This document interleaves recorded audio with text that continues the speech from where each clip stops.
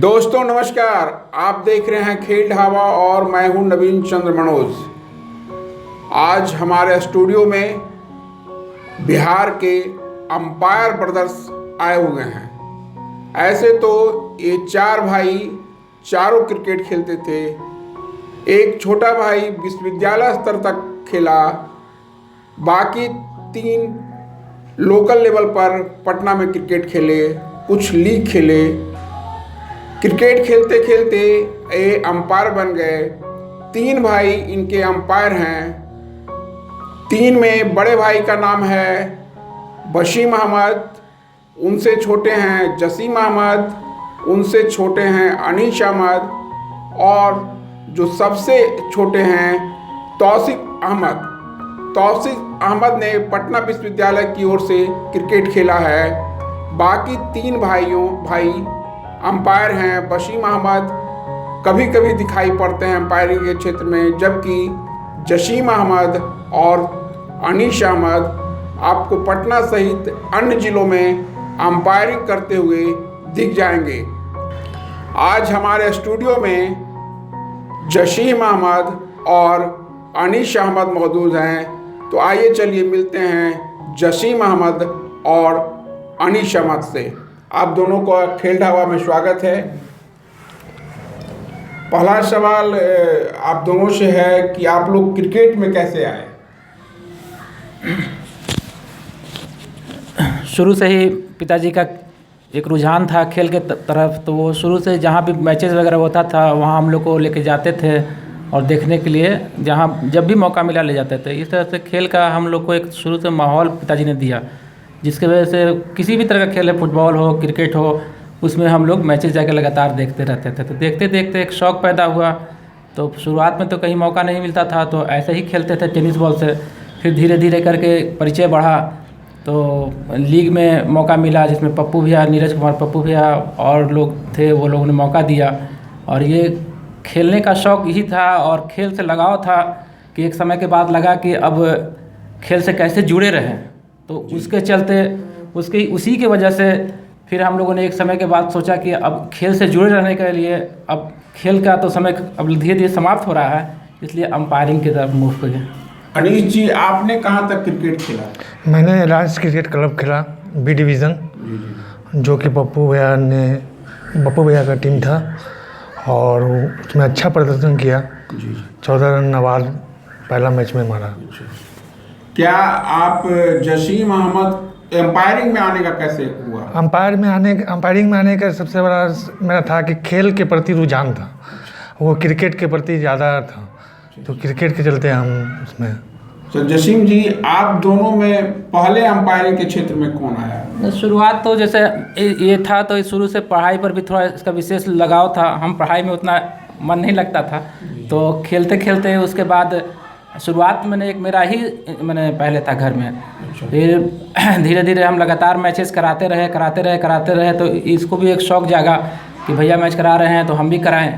तो ये भी बीच में थोड़ा थोड़ा शुरू किया, लेकिन पूर्णतः अभी भी इसमें नहीं उतरा। और एक एग्ज़ाम वगैरह हुआ तो उसमें अपीयर हुआ और हम लोग आज दोनों पैनल में अंपायर हैं BC के। हम क्रिकेट के क्षेत्र में आए तो क्रिकेट का गुर आपको किसने सिखाया? किन की प्रेरणा से आप क्रिकेट में आए? जैसा कि हम पहले ही बताए, इसमें सबसे बड़ा रोल जो था हमारे, अब तो पिताजी रहे नहीं, उन्हीं का हम सारा श्रेय देना चाहेंगे कि खेल को लेके उन्होंने, चूँकि अपने वो अभियंता थे, इंजीनियर थे और पढ़ाई लिखाई में हमेशा अव्वल रहे, और इसी वजह से वो उनको एक मन में था कि हम अपने बच्चों को अब पढ़ाई के अलावा भी स्पोर्ट्स एक्टिविटी में डालें। तो सबसे बड़ा श्रेय तो हम उन्हीं को देंगे सर। अंपायरिंग के क्षेत्र में कैसे आए और पहला कौन सा मैच था जिसमें आपने पहली बार अंपायरिंग कराया? शुरुआती अंपायरिंग तो सर हमारा मोहल्ला के बच्चे लोग थे, वही एक बार हम लोग से रिक्वेस्ट किए कि हम लोग मोहल्ला में एक मैच खेल रहे हैं, भैया कोई अंपायर है नहीं, आप खड़े हो जाइए। तो हम बोले कि ठीक है खड़े हो जाते हैं। तो उसके बदले में उन्होंने कुछ दिया नहीं, मुझे एक सिर्फ उस समय का कोल्ड ड्रिंक्स पिलाया था सर। अच्छा। उसके बाद जो बड़े मैचों में आप कहाँ से शुरू हुआ आपका? लीग मैचों में कहाँ शुरू किए? लीग मैच में तो लाने का श्रेय हमारे अरुण भैया हैं, उनको श्रेय जाता है। उन्होंने पहले बार हमको लीग में पीटीसीए की लीग में मैच कराने का अवसर प्रदान ये किया। तो हुआ पीटीसीए की लीग में। अंपायरिंग के क्षेत्र में पहली बार किसने मौका दिया बड़े मैचों में आपको? शुरुआत तो चूँकि रेनबो पे मैचेस वगैरह कराते थे हम, तो उस वक्त हमारे साथ मैचेस खेलने आते थे बहुत से लोग, तो उसमें उस वजह से हमको और भी मैचेस, लोकल मैचेस में जोड़ने का मौका मिला। पहली बार कहाँ आपने किस मैच में अंपायरिंग कराया? पहली बार तो और सब मैच में भी कराया, लेकिन एक अच्छा हमको प्लेटफॉर्म मिला वो एयरटेल मीडिया कप, जब नीरज कुमार पप्पू भैया ने हमको मौका दिया। आगे कहाँ तक जाने का आपको, आप दोनों भाइयों का सपना है? कहाँ तक इसमें आगे बढ़ना चाहते हैं? आगे बढ़ने का तो बहुत ही शौक़ है सर, और बहुत सपना है, लेकिन चूँकि बीसीसीआई का एक क्राइटेरिया है कि 40 साल के ऊपर फिर अंपायरिंग का एग्ज़ाम देने के लिए वो अवसर नहीं देते हैं। तो हम लोग का दोनों भाई का चूँकि 40 हो गया है, तो अब आगे जाने का तो इसको कुछ कम लगता है। मैंने ये कहने का मतलब हुआ कि आप राज्य स्तर पर ही आप दोनों सिमट के रह जाएंगे। अभी के सिनारियो में तो यही है सर। क्या लगता है कि अंपायरिंग के क्षेत्र में करियर बनाना कैसा है? अंपायरिंग के क्षेत्र में तो करियर आज के डेट में बहुत ही बढ़िया करियर हो गया है सर। अब एक अंपायर को रणजी ट्रॉफी तक अगर आप जाते हैं तो काफ़ी हैंडसम पेमेंट मिलता है, इसलिए हम तो आने वाले बच्चों को खुद चाहते हैं, और चूँकि हम लॉ वगैरह से अगर वो लोग जानकारी लेना चाहते हैं तो हम हमेशा उनके लिए उपलब्ध है, और चाहेंगे कि वो आने वाले समय में बहुत से अंपायर डिस्ट्रिक्ट से, स्टेट से आगे जाएं, और जिस तरह बीसीसीआई के अंपायर लोग को पैसा से हर तरह से सुविधा मिल रहा है, उस सुविधा का फ़ायदा उठाएं। अच्छा अनिल जी, आप बताएं कि आप जब अंपायरिंग कराना शुरू किया तो कैसा लगा? क्या क्या कठिनाई आई अंपायरिंग के दौरान? कभी मारपीट की नौबत आई कि नहीं आप दोनों के साथ? आपके फैसले के खिलाफ विपक्षी टीम या कोई टीम बोला कि नहीं? नहीं, इस तरह का तो नहीं हुआ। लॉ की जानकारी हम लोग को नहीं था, लेकिन लॉ का जानकारी रहने के बाद इस तरह का कुछ भी लॉ की जानकारी किनके द्वारा लिया? लॉ का पढ़े या किसने बताया?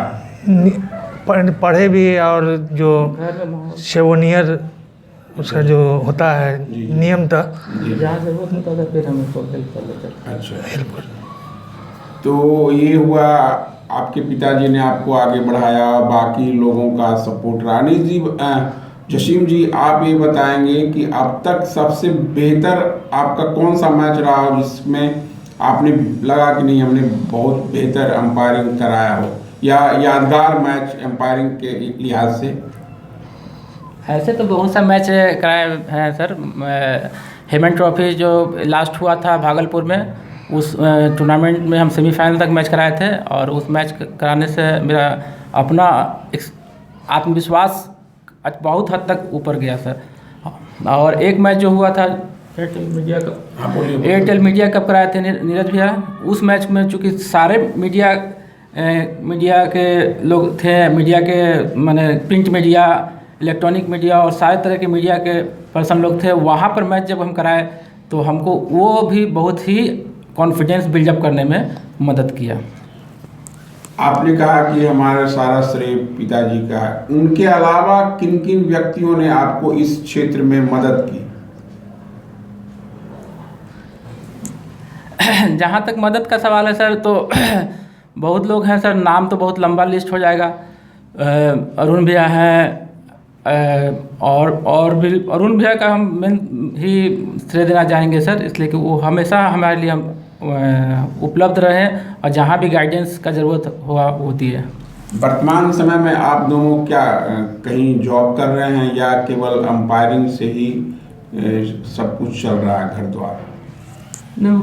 अभी तो सर चूँकि देख ही रहे हैं कोरोना का समय आ गया है, इस वजह से थोड़ा दिक्कत है। नहीं तो ऐसे तो हम एक स्कूल है MDS इंटरनेशनल स्कूल अपना, उसमें भी स्पोर्ट टीचर हैं, और ये अनीस अहमद जो हैं वो पटना संत पाइकल स्कूल में है, वहाँ भी जाते हैं कार्य। स्कूल से कितना सपोर्ट मिलता है आपको? जब अंपायरिंग कराने जाना होता होगा, स्कूल में आप हैं, तो वहाँ के प्रिंसिपल बोलते होंगे कि स्कूल छोड़कर नहीं जाइए, क्या सपोर्ट मिलता है?